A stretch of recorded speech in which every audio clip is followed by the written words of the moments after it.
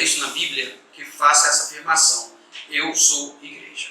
Isso, na verdade, foi um movimento contra a igreja no sentido do seu templo, do seu lugar. E, de verdade, é correto dizer que o templo não é a igreja, mas também não é correto dizer que eu sou a igreja. Na verdade, a Bíblia sempre trata a igreja no coletivo, ou seja, a igreja somos nós. A igreja é um grupo de pessoas.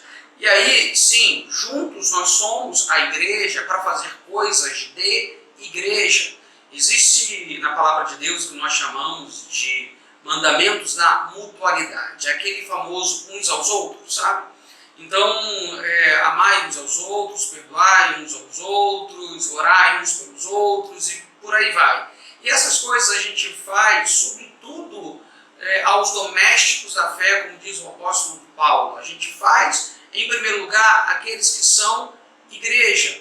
E é importante nós estarmos juntos como igreja, porque é o momento da adoração coletiva, da oração coletiva, da ministração da palavra de Deus. Quando eu sou um desigrejado, ou seja, quero tentar ser igreja fora da igreja, sim, eu sou até capaz de ministrar a mim mesmo. Eu sou capaz de ligar a internet e assistir uma boa mensagem, por exemplo, mas você vai perder a oportunidade de interagir, de conviver e, portanto, ser desafiado, crescer espiritualmente, servir ao Senhor junto da igreja.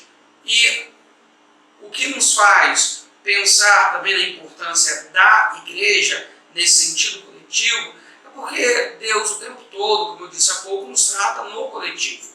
Rebanho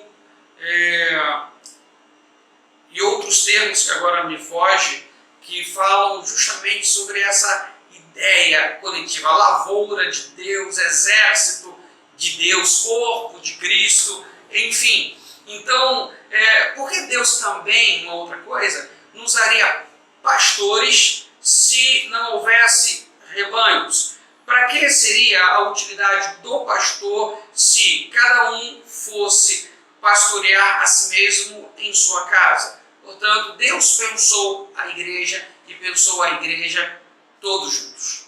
Como entender a paternidade de Deus? Ok, a paternidade de Deus. Uma das coisas que vem sido muito ensinado ao longo dos anos, não apenas no Brasil, mas fora, é esse tema, a paternidade de Deus. O que eu observo é que existe algumas coisas, no mínimo, estranhas quando as pessoas falam sobre esse tema. Por quê? Porque elas partem do ponto de vista da paternidade, do ponto de vista do homem. Ou seja, para as pessoas, para boa parte das pessoas que pregam sobre paternidade de Deus, elas olham o melhor pai humano como exemplo da paternidade de Deus. Em outras palavras, o que um ótimo, excelente pai humano faz é aquilo que Deus faz. Só que isso não está correto.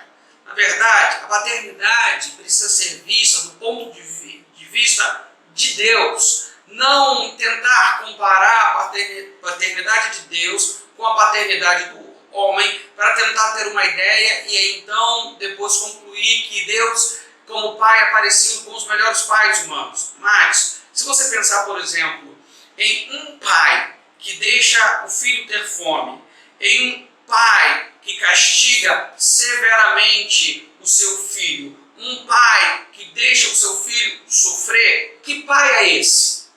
Deus. Deus é esse tipo de pai. Se você olhar ao longo das Escrituras, você vai ver Deus agindo dessa maneira com os seus filhos. Porém, se algum pai humano fizesse isso, seria considerado um péssimo pai. Uma vez eu estava em um lugar e um médico me fez a seguinte pergunta, né? Se Deus é pai, por quê? Por que ele deixa os seus filhos sofrerem? Eu dei uma resposta a ele e logo em seguida ele me respondeu o seguinte: poxa, mas eu também sou pai, e se minha filha se colocar em perigo, eu vou lá logo salvá-la. E aí então eu entendi o que ele queria perguntar, o que ele pensava sobre esse assunto.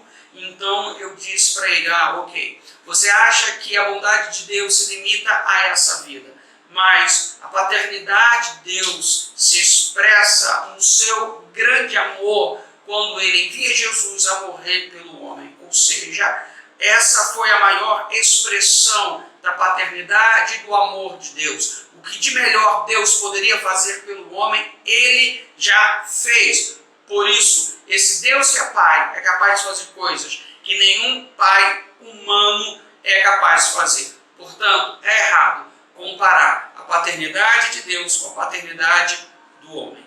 A ciência é ou não é perigosa para a religião? Absolutamente não há nenhum perigo da ciência com a fé, né? E nós temos visto ao longo dos anos em que a ciência ela tem trazido respostas que se harmonizam com a fé. Por incrível que pareça, para alguns é isso que tem acontecido. A maioria das respostas da ciência, por conta das suas descobertas, tem sim corroborado o que a palavra de Deus afirma. Mas existe um ponto, e esse é muito forte, em que fé e ciência realmente parece que não caminham nem um pouquinho juntos. É quando se fala da criação do homem, da criação da vida em nosso planeta. Existe, por exemplo, a teoria da evolução, ok?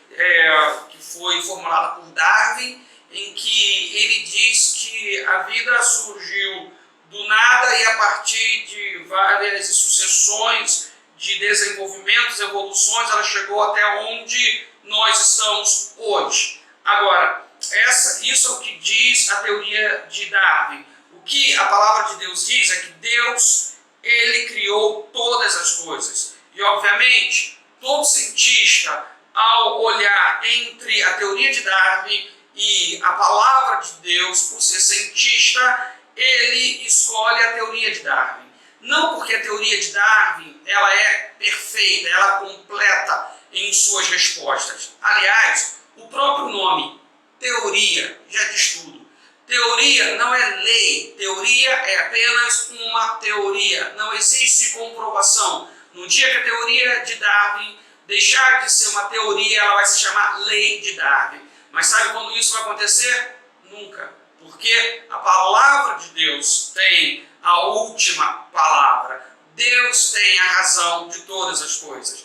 E aí, os cientistas, eles preferem essa teoria porque eles acham que o criacionismo não faz nenhum sentido. Um Deus todo-poderoso criar todas as coisas. Portanto, aqueles que de verdade creem na ciência e creem na palavra de Deus não vão ter conflito algum, porque, como eu disse, ao longo dos anos, à medida que o tempo se passa, essas duas coisas, na verdade, se aproximam e não se distanciam.